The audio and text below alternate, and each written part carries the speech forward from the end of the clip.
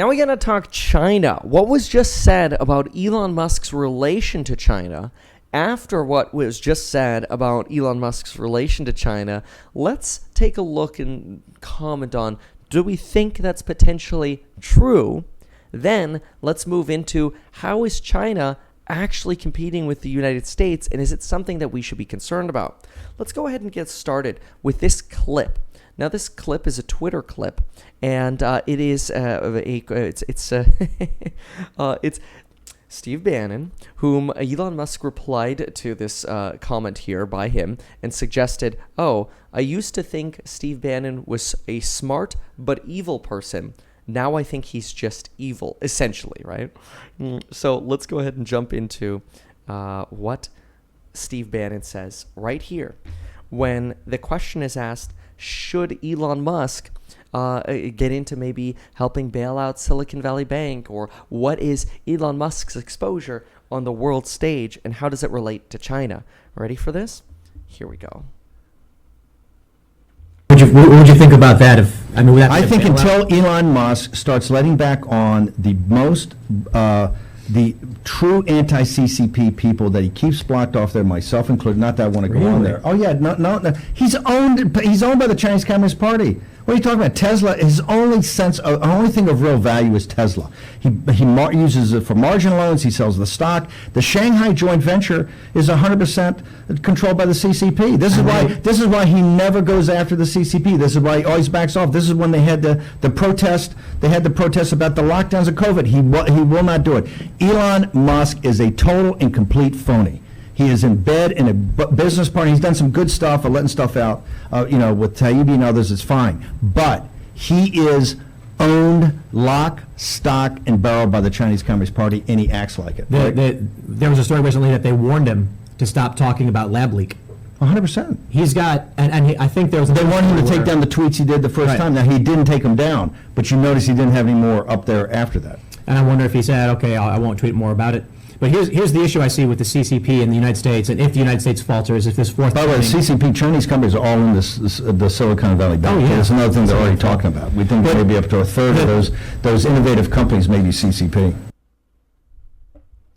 All right, there you have it. Well, so what do we think about that? Well, Elon Musk is to some degree not wrong in that he wants to expand his manufacturing in China as much as possible. In fact, he'd like to double the size of Giga Shanghai. Is it potentially true then that Elon Musk is uninterested in criticizing China?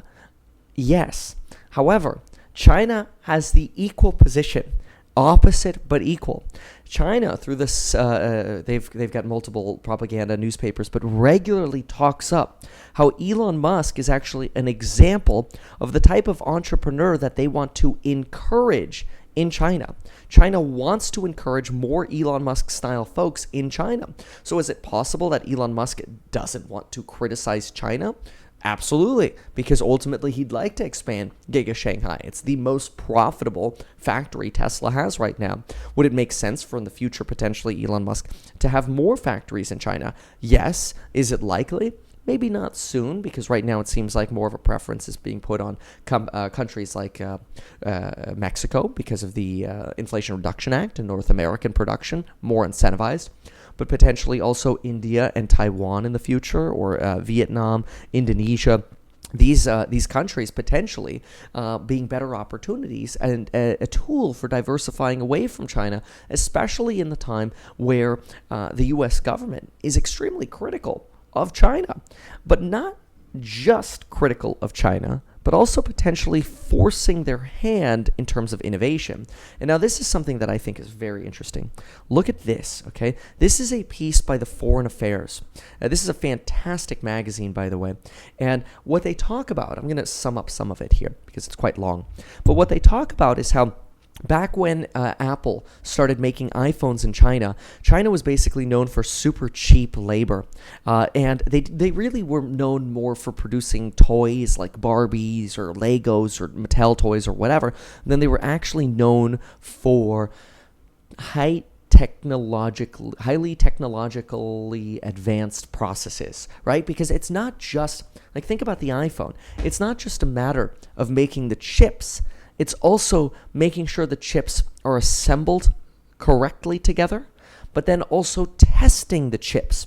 See, I think a lot of people forget that. Look, China just stole patented technology and trade secrets. These are U.S. trade secrets or U.S.-related trade secrets from ASML to create advanced lithography machines so that China can create their own 3mm chips, or nanometer chips rather, and create advanced chips that NVIDIA and AMD and the U.S. government are already making, Taiwan Semiconductors, right? The problem is, it's not just as easy as having the machine. If you bought a 3nm chip making machine and set it up, you would be no closer to being able to make chips as you were before having that machine. Because it's not just a matter of plugging it in and running it. It's actually not only having the supplier contacts, but once you run the machine, actually being able to assemble what you're putting together and then checking to see if it works. The checking part, the rigorous checking, is something that is a very intense process that could take sometimes 50 to 100 additional steps. So the machine is just one cog in the wheel. And China has to basically innovate to come up with all of those processes to make sure they're actually able to create quality products. And the United States government is trying to prevent them from getting their hands on these sort of advanced chip-making technologies. But what's really fascinating is China, back in the day, used to be really not that great at solar panel production. And much like back when they just started making the iPhone, they weren't that great at engineering, but now all of a sudden they're getting into quantum computing, they're getting into artificial intelligence. You have quantum computers that potentially can now start hacking into, I think it's SHA-256 encryption, which is very important for cryptography. Yes, that means crypto, password protection, right? But not only that, take a look at this. When China was forced, and this is by the Foreign Affairs here, when China was forced to actually innovate rather than solely become a producer for goods for America, what ended up happening? Well, not only did they come up with companies like TikTok, which are taking away a lot of user viewership from companies like Facebook, but they also dominated the solar supply chain. Listen to this paragraph right here. In 2010, China's State Council, the central government's executive branch, designated solar power generation as a strategic emerging business. So in other words, very important business, triggering a cascade of government subsidies and business creation, much of it aimed at expanding manufacturing capacity. In the process, Chinese firms learned the basics of solar photovoltaics and began to improve on existing methods. Today, Chinese firms dominate almost every single segment of the solar value chain, from processing polysilicon used in solar cells to assembling solar panels. But not only do they dominate in actually making solar panels now, listen to this, they have also advanced the technology itself. Chinese solar panels are not only the cheapest on the market, they are also the most efficient. The breathtaking decline in solar costs over the past decade has been driven by manufacturing innovations in China. Now, not only do you have these solar innovations, but you've got the largest battery manufacturer in the world, CATL, supplying a ton of batteries to companies like Tesla. In fact, CATL is probably the reason why Tesla all of a sudden is able to sell Powerwalls on their website. And people can now, without buying a whole solar system, buy home battery backup systems directly from Tesla at Tesla.com. And listen to this, by showering subsidies on the newcomers, the Chinese government has encouraged many firms to enter the field, and it has provoked greater entrepreneurial risk-taking, creating a brutally competitive industry in which the strong muscled out the weak. As a result, Chinese firms today dominate the strategic industry that the rest of the world depends on, solar panels. The approach was promoting manufacturing to the point of excess capacity, which is in sharp contrast to economic orthodoxy in much of the West.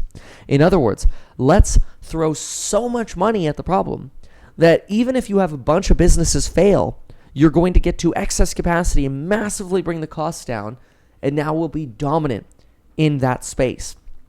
Well, this same thing that happened with China for chips or for solar panels and batteries to some extent is now happening with China for chips. So, you do not want to count out China. Now, there are problems with China. China, for example, is starting to spread its influence more, right? They've got their eyes on the Middle East. Ukraine-Russia war is showing them that they're trying to remain neutral while potentially supplying weapons to Russia, because after all, if the U.S. can supply weapons to Ukraine, why can't China support its manufacturing industry, its military-industrial complex, and supply weapons to Russia on the other side, just like what North Korea is doing? You're kind of creating these almost World War III-style axes, right? The U.S., Western Europe, Ukraine on the other side, Iran, North Korea, China, and Russia. It's kind of scary. Now, there's this idea that these subsidy races might end up being won by China, that there will be a limit to how much political willpower we will have in the United States and in the Eurozone to actually support chip making in the chips industry. Whereas China, guess what Xi Jinping has been saying? While at the same time he has been very critical of Joe Biden, and Wall Street Journal just had a big piece on how Joe Biden was directly rebuked by Xi Jinping. Well, that sort of criticism is happening, and Xi is making it very clear that it almost feels as though the West is sort of uniting and trying to fight against China. What else are they saying at the same time? Well, they're coming out and saying, hey, you know what? We are going to focus on capitalism. Yeah, that's pretty remarkable. Xi Jinping's speech at the end of last year was focused on, look, we still love socialism, but we really like capitalism. Don't worry, we like socialism, but man, capitalism's good. It's kind of like, I've made this analogy before, so sorry to sound redundant, but I feel like they've kind of like, they're like, oh, what's this white powder? Oh, that's cocaine. Oh, I want some more of that, right? So now you have China becoming this big player in not only the Middle East, but also potentially India, which is where United States companies are trying to go. But what if China's a big player over there now as well? So you're seeing this expansion while at the same time tensions are increasing between the U.S. and China. You're seeing China not only shower their manufacturing industry with more, but you're seeing this power struggle expand. And the TikTok bill doesn't help. We just introduced a bill in Congress that would potentially force the sale of TikTok, so that way we could keep data here in America rather than potentially have our personal contacts and our data go over to Chinese servers. American TikTok data has already been found on Asian servers in Asia. Somebody can walk in, take the hard drive. I mean, obviously, hopefully they're encrypted, but who knows if they actually are. But anyway, China selling weapons to Russia is now widely seen as this sort of quote-unquote, we don't give a damn attitude, like Biden ain't the boss of us, right? You've got really this Xi Jinping argument that the U.S. is trying to contain China and that it's not fair, and as a result, they're almost sort of lashing out to expand even faster. I mean, think about it. The U.S. CHIPS Act restricts Taiwan Semiconductors from selling advanced chips to China. ASML is restricted from selling advanced chip-making machines to China. They can only sell the old crap. That's the last generation stuff. The U.S. visiting Taiwan doesn't help, and now potentially Taiwanese Taiwanese officials are going to come to America to meet with Kevin McCarthy, much like Nancy Pelosi met with them in August. The U.S. is also rejecting China's 12-point peace plan for the Russia-Ukraine disaster. We've gone through that peace plan. It's actually somewhat reasonable. Like, China is trying to come up with a negotiated solution. And at least they're trying to negotiate. I have to give China credit for that. At least they're trying, whether it's in earnest or not. At least it seems like they're trying. At the same time, China's ramping up their military, especially in the South China Sea. And you're getting more and more islands that are becoming weaponized by China, whether that's with surface-to-air missile defense units or sort of radio towers that you're seeing built up. I mean, these are propping up all over in the South China Sea, and it's making people more and more nervous. And so really what you have is potentially this big psychological warfare where the U.S. is kind of getting more and more nervous about China, especially since they've got 3 to 4 times our population. You know, it doesn't take their per capita income going up that much for us to have this pivot point where China's all of a sudden larger than the United States on an economic basis. And then you wonder, what does that mean for the dollar in the future? There are a lot of things to consider. But look, is it unreasonable to say that, oh, Elon Musk is somehow like a, China shill and he doesn't criticize China? Maybe not. But then again, does it make sense that corporations are kind of like, look, we don't want to get into politics. We just want to manufacture our goods and provide our services. And we want to do that for as many people as possible. So as businesses, we can make more money. It's totally fair. So do I think Elon, for example, is bought out, as Bannon says, by China? No. Do I think it makes sense to be friendly with China when they have the power to potentially subsidize your manufacturing way more than the United States does? Again, remember, we have gridlock in America. What do you have in China? Not gridlock, right? Vastly different government system. So my big takeaway of all of this is you can't bet against China right now. I know there are always World War III fears. I think that's relatively unlikely. But then again, you could be wrong about this. Obviously, we want to keep paying attention to it. But this foreign affairs piece on China and the solar panels really woke me up to this idea that, oh my gosh, they have an unlimited and uncanny ability that if they want to be really good at something, they can throw all the money in the world at it. We can't do that in America. And we have fewer people. So we have many disadvantages compared to China. And I actually think you're seeing a little bit of a lash out in the United States, and these sort of sanctions and restrictions on China are actually just forcing China to get better and stronger. So we're shooting ourselves in the foot. It's like we're trying to like make ourselves feel good now, but we're punishing ourselves in the future. So it's not great, but it's definitely going to be something we've got to pay attention to.